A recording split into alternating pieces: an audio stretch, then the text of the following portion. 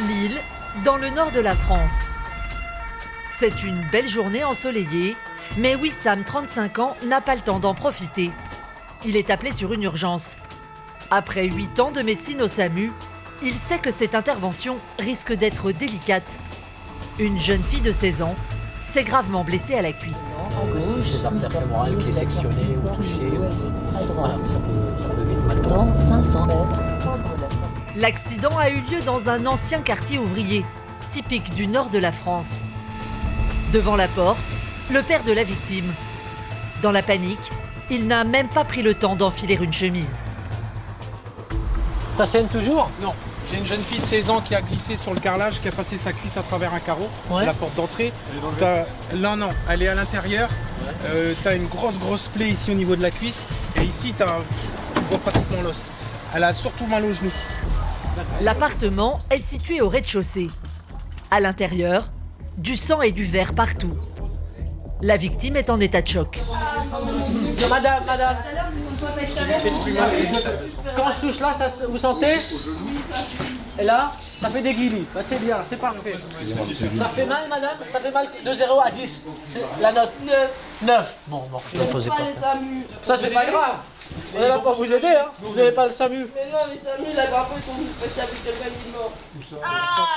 On regarde. Mais ça, c'est la petite. D'accord, ça c'est la petite. Ça, c'est la petite. Il y en a une plus grosse encore que ça. Madame, calmez-vous. D'accord? L'artère n'a pas été touchée, mais la plaie est profonde et longue de plus de 20 cm. Ne regardez pas. On va devoir vous poser une voie veineuse. Hein. Quoi? Une voie veineuse. Soulagé, c'est ce que je vous ai expliqué. Ah, le vertigo. Oui. Mais faut utiliser des mots français aussi. Non, oui. Là, il y a quand même un saignement estimé à plus d'un litre, je pense. Donc, c'est quand même une plaie assez grave. La jeune femme a perdu 1/5 du volume de son sang. Au-delà, son pronostic vital aurait été engagé. Ah, j'ai mal au genou. On va vous donner des antidouleurs, vous inquiétez pas, on est en train de les préparer là. L'accident s'est produit suite à une dispute entre le père et la fille.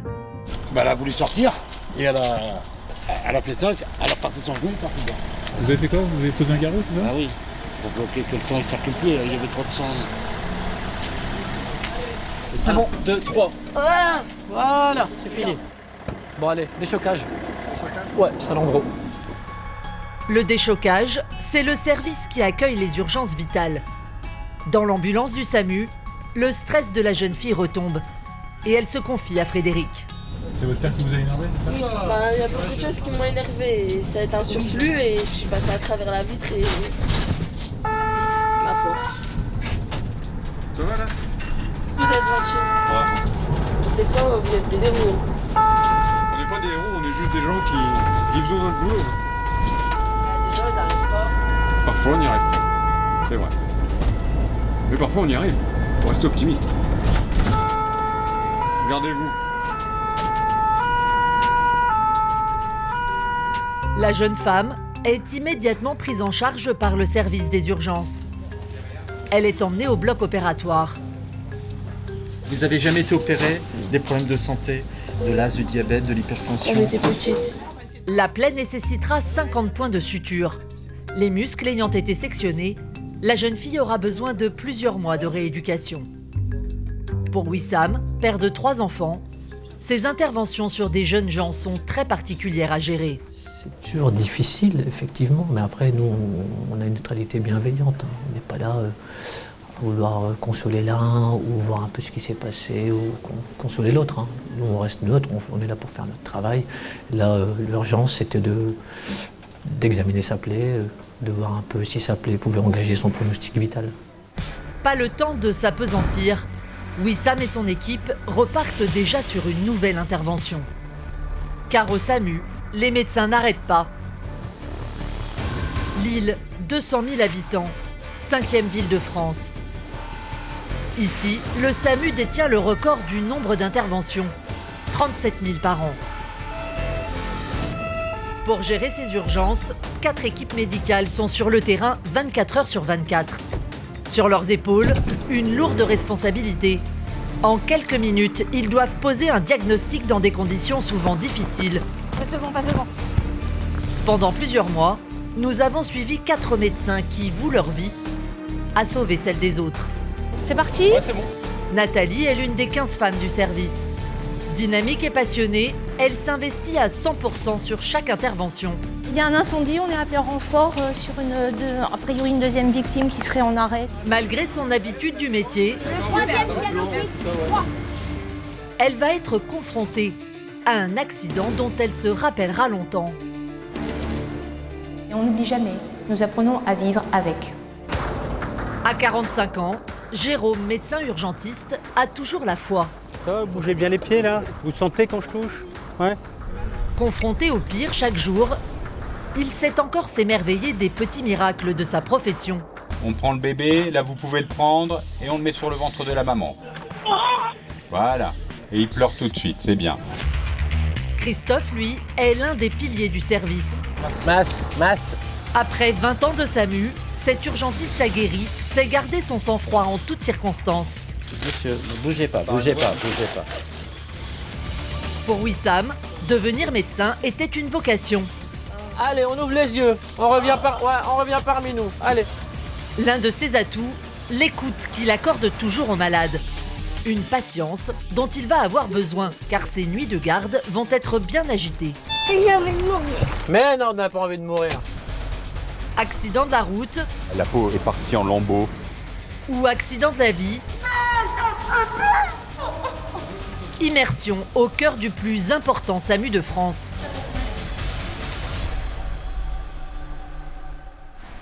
« 10h, un lundi matin. Jérôme, 45 ans, est déclenché sur une intervention. Sur la feuille de route, l'adresse et les informations essentielles. On part sur un accident de la voie publique. Poids lourd vélo. Section de pied.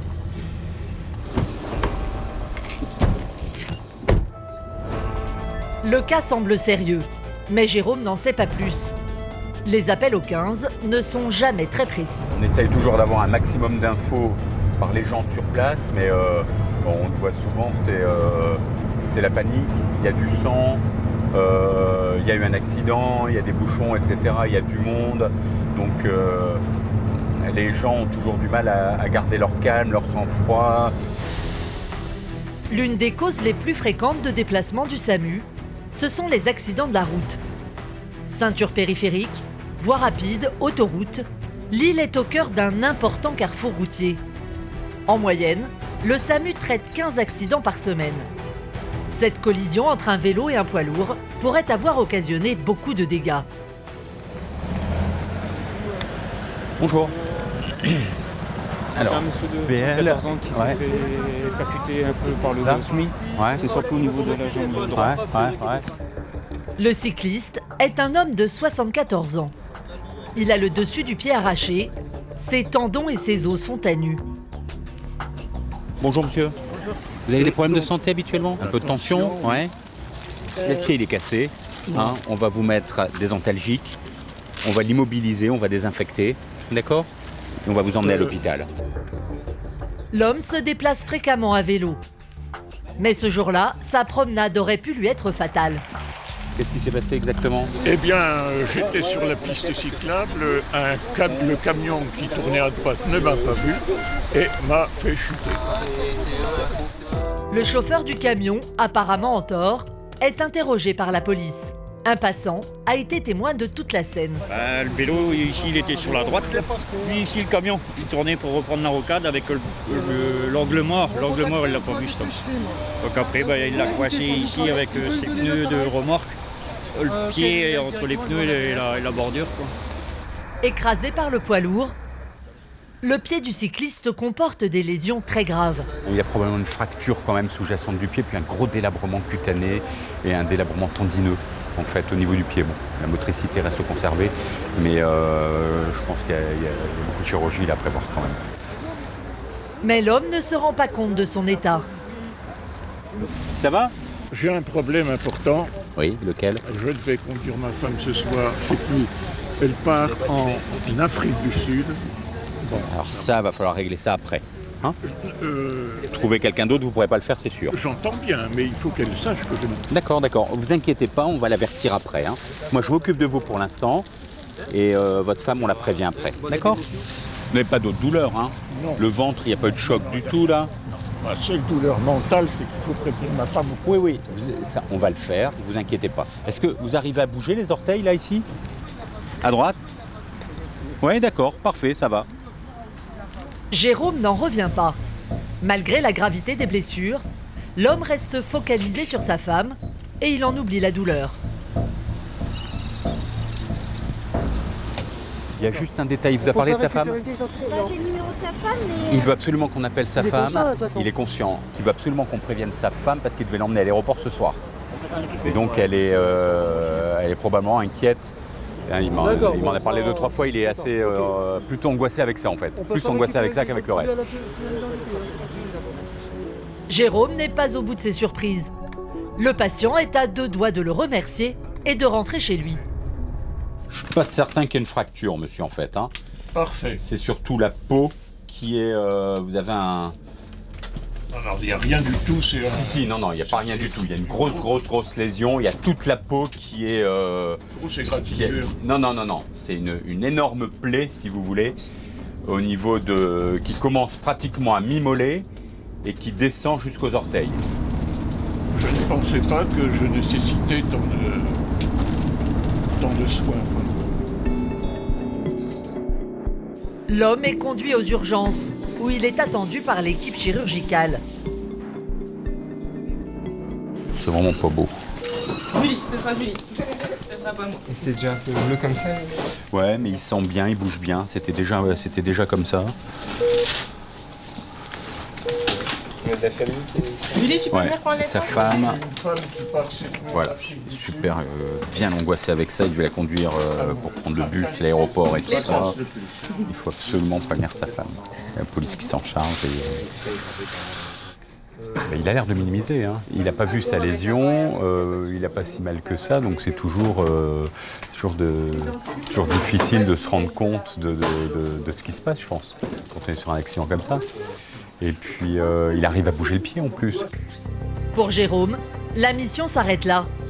Même s'il sait ses patients entre de bonnes mains, il a toujours du mal à les laisser dans un autre service. C'est le point particulier, le point négatif de rester frustré, d'avoir stabilisé un patient grave, de l'avoir entouré, de l'avoir accompagné, de l'avoir ramené aux urgences et de passer la main. Après son opération, le malheureux cycliste restera 5 semaines à l'hôpital. Il lui faudra encore de longs mois avant de pouvoir remarcher. Le soir est tombé sur l'île. Il est 1h du matin, c'est le moment des retours de soirée. Wissam est appelé pour une crise d'asthme. Mais en arrivant sur place, changement de programme. Alors que les pompiers allaient chercher le malade, ils ont trouvé un autre homme allongé sur le trottoir. Ce n'est plus un, mais 2 patients que Wissam doit prendre en charge. C'est un autre qui est alcoolisé, lui, non? Demande-la. L'homme d'une vingtaine d'années a passé la soirée dans un bar quelques rues plus loin.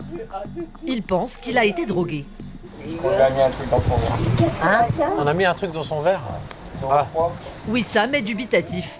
La drogue dans le verre, c'est une excuse fréquente pour masquer une alcoolisation excessive. Au même moment, le patient qui les a appelés sort de son immeuble. Il n'a même pas pris le temps d'enfiler de chaussures. T'as eu la crise d'asthme? Le camion des pompiers est occupé. Wissam improvise. Bah, si là, ouais. Ça va, monsieur? Ça m'a jamais fait ça encore, alors j'ai déjà eu des crises. Le jeune homme est diagnostiqué asthmatique depuis plusieurs années. Mais il n'a jamais fait de crise de cette intensité.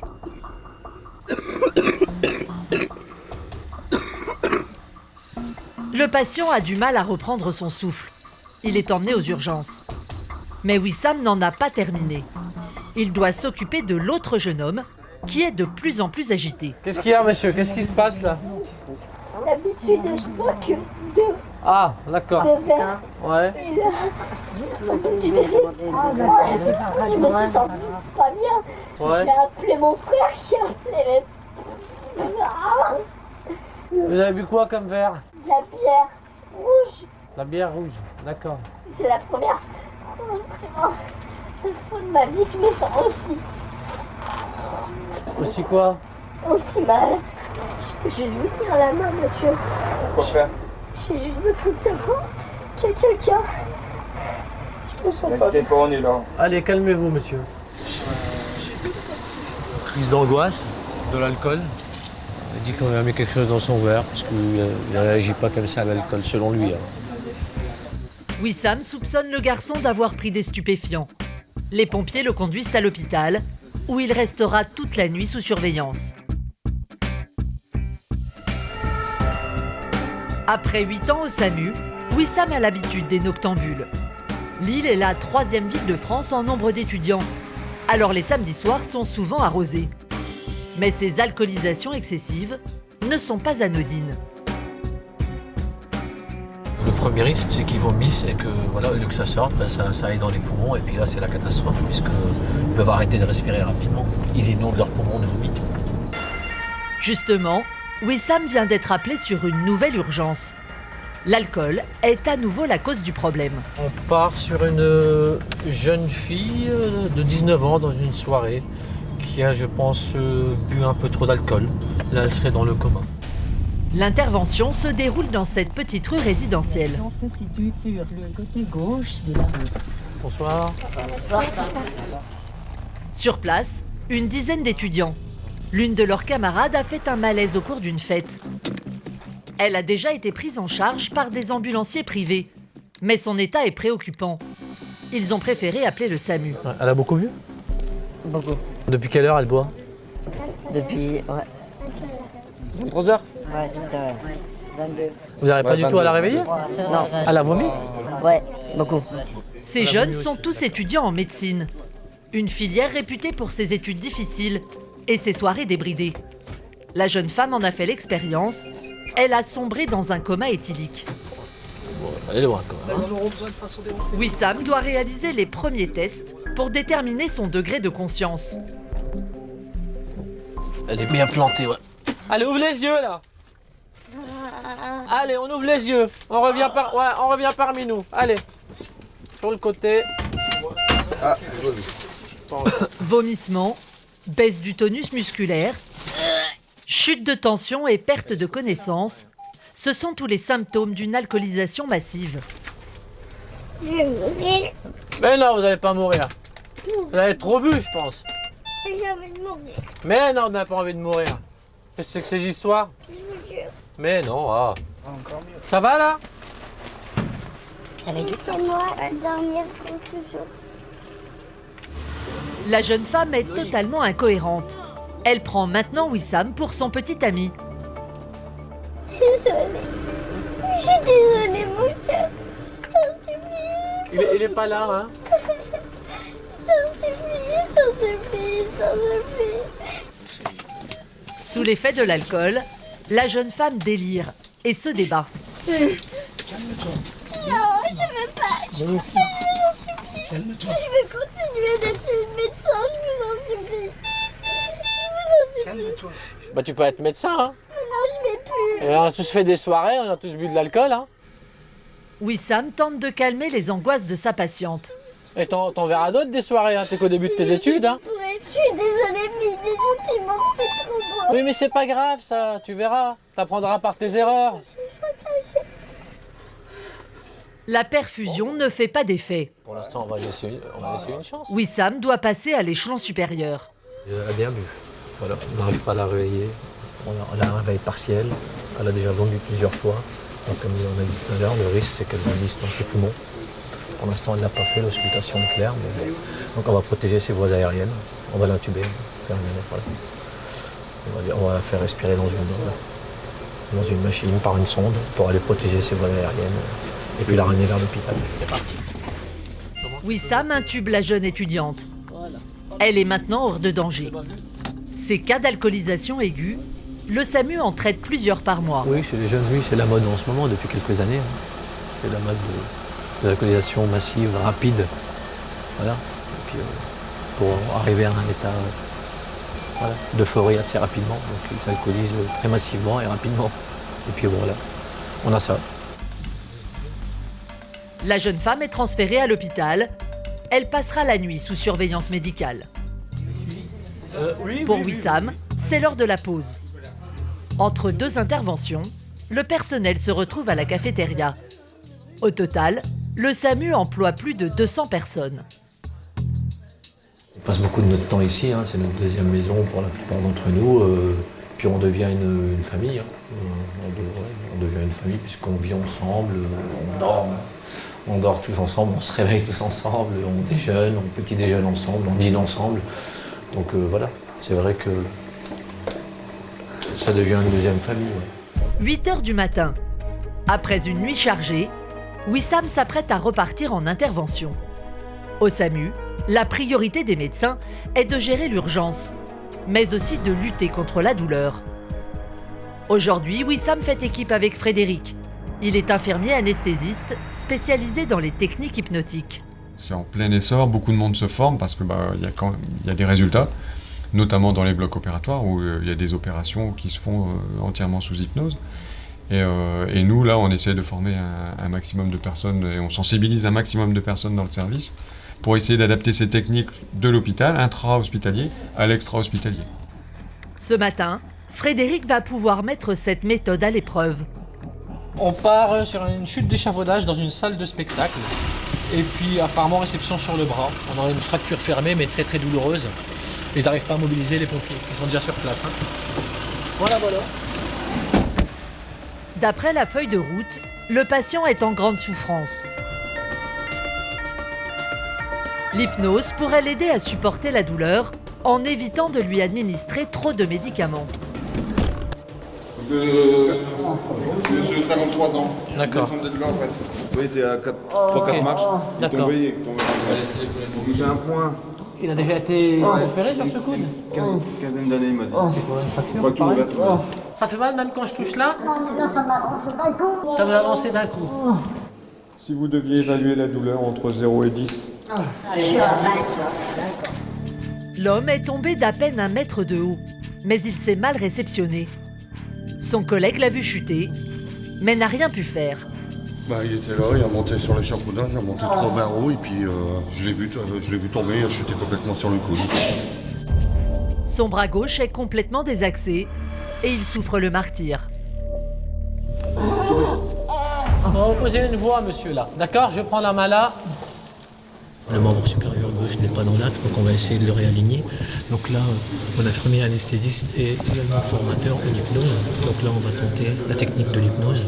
Continuez bien à respirer, vous écoutez la voix. D'une voix douce, Frédéric parle à son patient pour le mettre en état d'hypnose. Voilà, continuez à respirer tranquillement. Essayez de décontracter. À chaque expiration, un muscle qui se détend. Concentrez-vous sur votre respiration. Petit à petit, l'homme se calme. Vous allez sentir qu'on va toucher votre bras. Tranquillement, on va juste lever. Mais au moment de remettre son coude en place,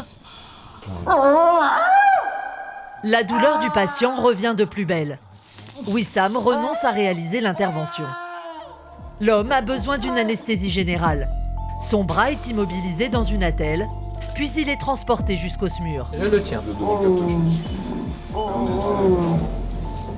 Cette fois, l'hypnose n'a pas suffi à calmer la douleur.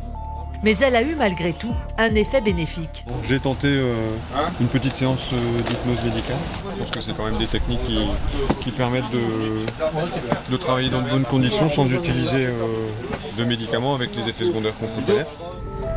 L'homme est conduit au CHU de Lille, où il est pris en charge par l'équipe des urgences. Allez, baissez le coude là. La priorité, c'est la radio qui va révéler la nature exacte de la blessure. Luxation de coude complète, sans fracture. On voit bien là. L'articulation du coude s'est déboîtée. Il faut la remettre en place. Là, on va réduire son coude. On ne peut pas le laisser comme ça, parce qu'il y a des risques de compression vasculaire et nerveuse. Donc on va l'endormir, puis on va tirer dessus pour mettre une attelle après.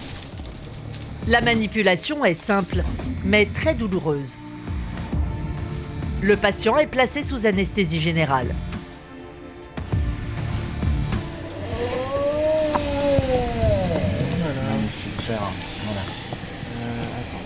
En quelques secondes, le coude est remis en place.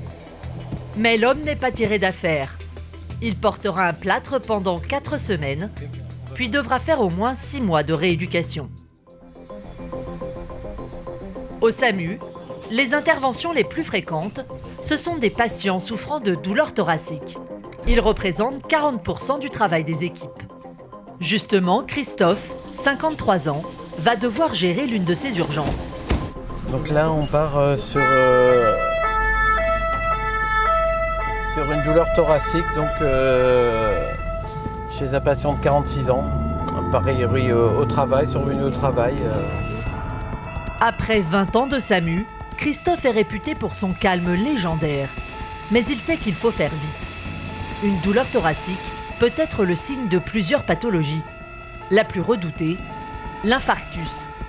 SAMU 59, SAMU 59, SMUR 4 Lille sur les lieux, à Villeneuve-d'Ascq. L'accident a eu lieu dans la zone industrielle de Lille, à la centrale d'achat d'une grande chaîne de supermarchés. La victime, un chauffeur-livreur de 46 ans, a été conduit à l'infirmerie. Bonjour. Et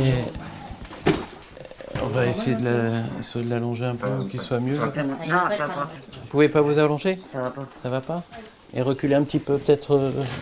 Là, j'ai mal ici. D'accord. Et vous étiez en train de faire quoi précisément à ce moment-là? Décharger le camion. D'accord. C'était physique, ça, en fait? Ouais, c'est physique. D'accord. Au niveau respiration, ça va? Ouais. Cette douleur, quand vous respirez fort, ça augmente la douleur? Ouais. Ouais. D'accord. C'est la première fois que vous avez ça? Ouais. Ok. Et vous fumez beaucoup? Pour moi, non, mais pour certains, ouais. Trentaine de clopes. Ah, c'est beaucoup, ça. Ah, bah voilà. Ah oui, bah oui. Vous le savez, de toute façon. L'homme fume depuis l'âge de 9 ans. Un facteur de risque important pour les accidents cardiovasculaires. L'état du patient semble stabilisé, mais tout à coup, il se plaint d'une douleur dans la poitrine. Là, elle revient. Et alors que l'infirmier continue l'examen, l'homme s'écroule.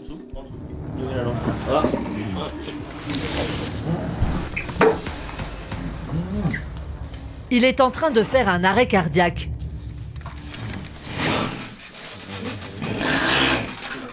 Le râle qui sort de sa poitrine est symptomatique d'un arrêt du cœur.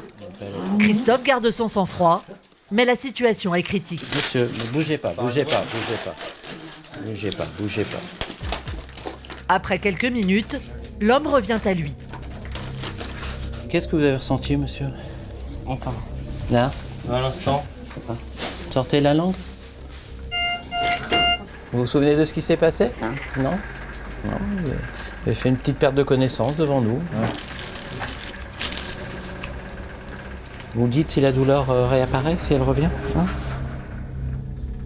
Christophe ne veut pas inquiéter son patient, mais son état est grave. Son cœur peut s'arrêter d'une minute à l'autre. Clairement, il a un syndrome coronarien aigu, ce monsieur. Donc, ce qu'on avait évoqué avec les facteurs de risque qui sont présents, même s'ils ne sont pas très nombreux, il y a un tabac en grande quantité. Et donc là, il y a une artère qui est peut-être pas complètement bouchée, mais qui doit être débouchée rapidement. Donc on va aller rapidement à l'hôpital cardiologique là, pour qu'il soit pris en charge de manière spécialisée par les cardiologues. Donc c'est moi tout à l'heure. Allez. L'homme est conduit à l'hôpital le plus proche. Il doit être opéré en urgence. Dans l'ambulance, Christophe tente de lui faire prendre conscience qu'il doit changer son hygiène de vie. Quand je vous disais que juste avant que la douleur revienne, que quand on fume beaucoup comme vous, on risque d'avoir des soucis, en fait, vous y êtes en plein dedans là. Je crois qu'après, quand on aura bien réalisé tout ce qui s'est passé, vous allez comprendre que c'est... Quand on tient la vie... Hein. Vous avez une femme, des enfants? Combien d'enfants? 5 enfants?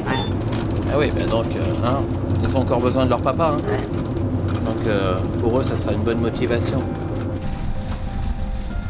Pendant le trajet, l'homme est sous surveillance constante. Le risque, c'est que son artère se bouche à nouveau. 10 minutes plus tard, il arrive à l'hôpital. Christophe passe le relais au cardiologue. Un patient un peu particulier parce qu'en fait, 46 ans, avec tabac commencé très jeune quand même, et donc un surpoids. Le patient va être opéré sur le champ. Un examen de son cœur confirme la gravité de son état. On voit que ce malade est un authentique coronarien, puisqu'en fait les 3 grosses artères du cœur sont malades. C'est quelqu'un qui peut faire un infarctus massif, donc faire de l'insuffisance cardiaque, et qui peut, à l'extrême, mourir. L'équipe médicale lui pose des stents, des petits ressorts qui écartent l'artère et permettent au sang de circuler à nouveau. L'effet est immédiat. Le patient est tiré d'affaire pour le moment. Il y aurait été des priorités chez lui, c'est l'arrêt du tabac. Début jeune, à l'adolescence, en quantité Très jeune, importante. très jeune. Très jeune. Donc, là, c'est sûr, c'est un facteur majeur. Ça conditionne son pronostic à long terme.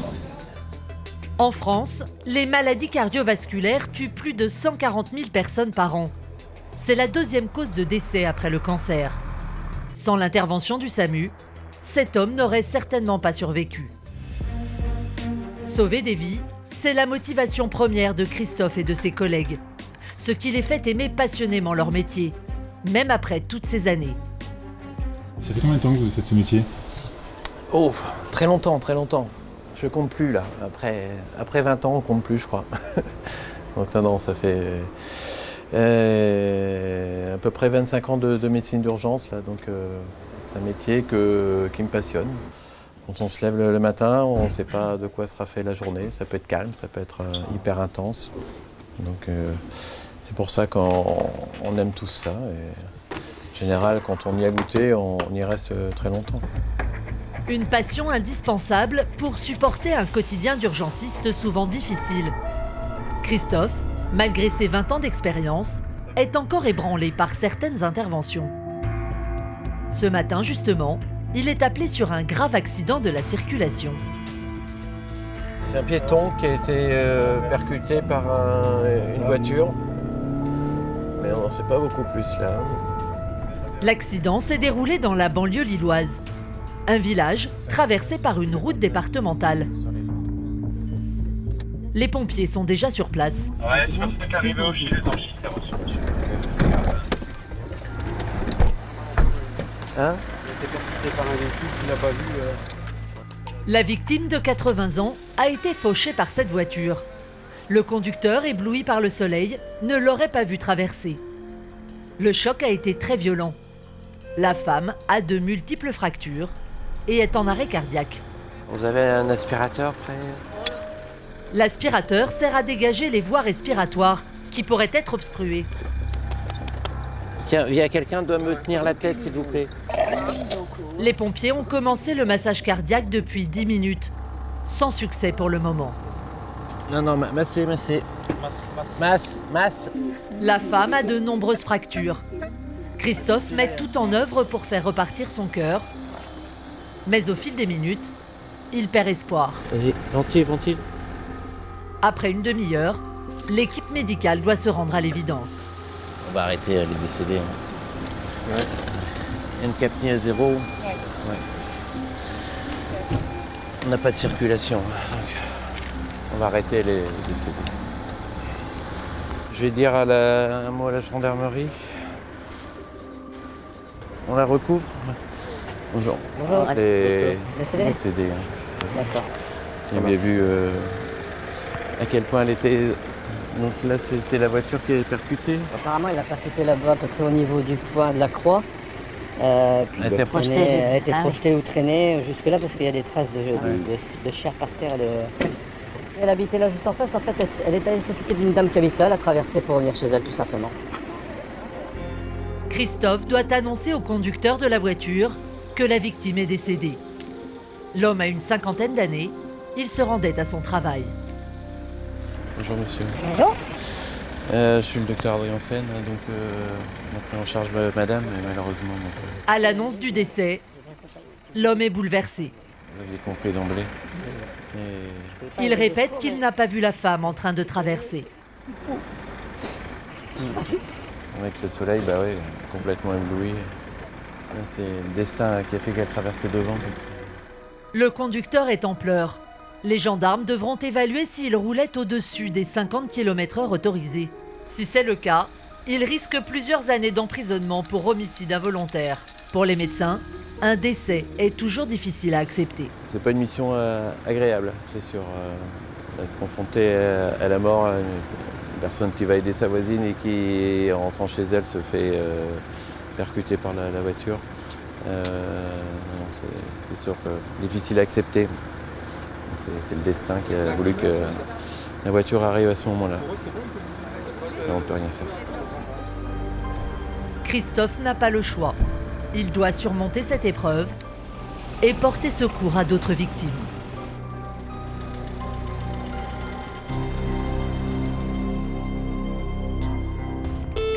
Bonjour madame, c'est le SAMU. Oui, merci. 3 jours plus tard, au centre de régulation. 1 heure après, j'ai commencé à avoir mal à la gorge, mais j'ai beaucoup fumé. C'est ici, dans cette grande salle, qu'arrivent tous les appels d'urgence du département. D'accord, il a déjà fait des œdèmes pulmonaires, ce monsieur? Depuis quand? 8 assistants régulateurs répondent 24 heures sur 24 au téléphone. Parmi eux, Elodie, 35 ans. Le SAMU, bonjour. En quelques minutes, elle évalue l'urgence de la situation. Selon la gravité du cas, elle déclenche l'envoi d'une équipe ou passe l'appel à un médecin. Vous avez appelé les pompiers, votre enfant il s'est brûlé avec de l'eau bouillante au niveau du ventre, c'est ça? Oui, c'est ça. D'accord. Ça fait... D'accord. Vous l'avez refroidi un petit peu, madame? Oui, je le fais tout de suite, mais elle D'accord. depuis tout à l'heure. D'accord, ok. Les secours sont sur la route, je vais vous passer le médecin pour adapter, pour voir s'il faut d'autres secours, d'accord? Oui, merci. Oui, Magali. Fresnes sur Escaut, j'ai fait un contre-appel, les pompiers sont partis. La maman, elle a une petite fille de 5 ans qui s'est brûlée avec de l'eau bouillante au niveau de l'abdomen. Elle a la peau qui pèle. D'accord, ok. Allô?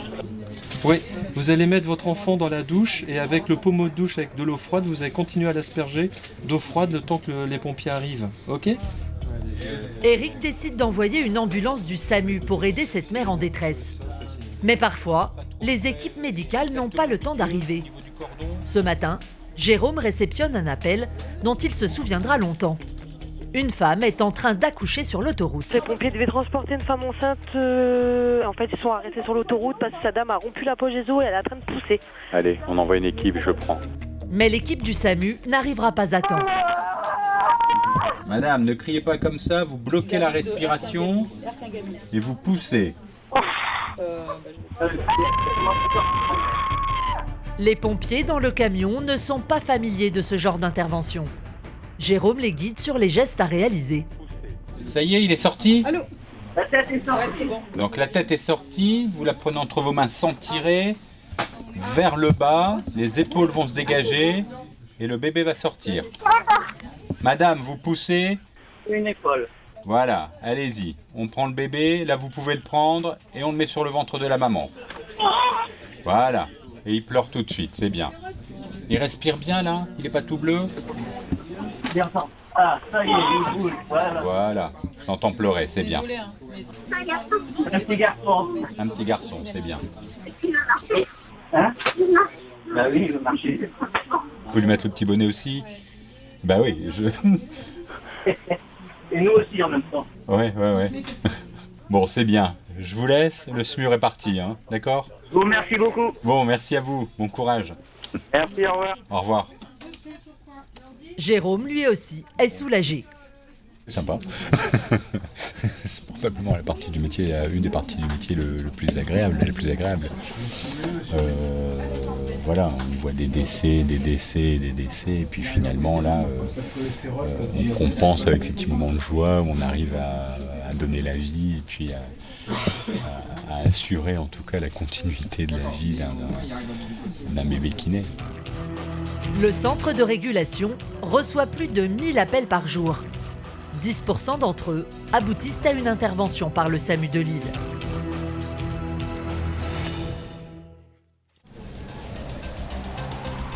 Le lendemain matin, 11h. C'est une belle journée qui s'annonce. Sur la Grand Place, au cœur du Vieux-Lille, les habitants profitent du soleil. Les rues commerçantes commencent à s'animer et les badauds font du lèche-vitrine.